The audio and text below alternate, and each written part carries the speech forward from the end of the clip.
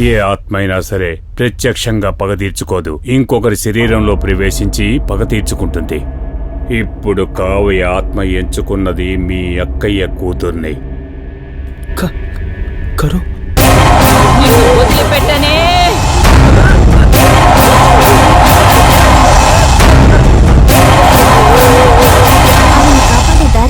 పగ తీర్చుకోవాలని పరితపించే ఆత్మని శాశ్వతంగా శాంతిపరచాలంటే నేను ఒక పూజ చెయ్యాలి.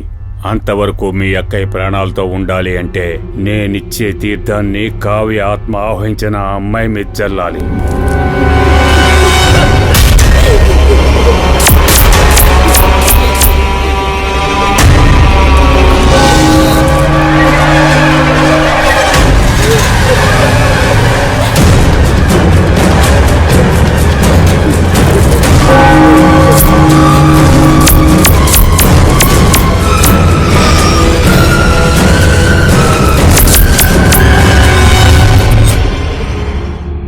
నేనిక్కడ పూజ ముగించడానికి, నువ్వు అక్కడ తీర్థం చల్లడానికి సరిగ్గా ఉంటుంది.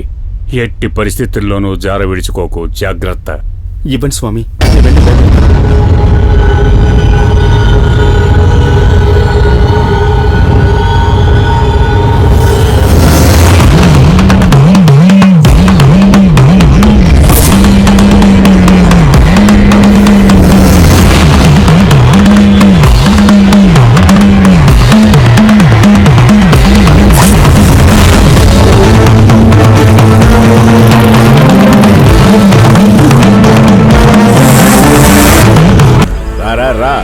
నా భార్గవ్ ఎక్కడ ఉందిరా?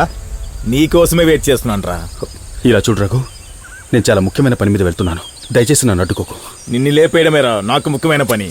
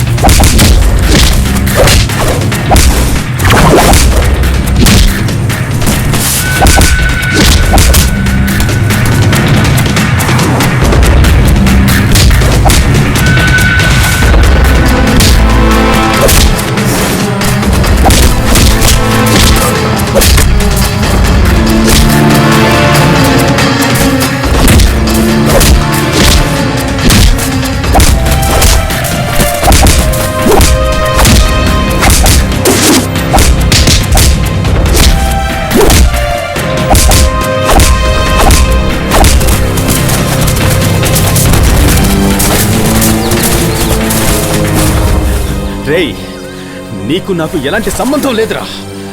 నువ్వు భార్గవికి మావయ్య కాబట్టి నిన్ను వదిలేస్తున్నాను. మళ్ళీ నిన్నింకెక్కడైనా చూశానే అనుకో, ప్రాణం తీస్తాను.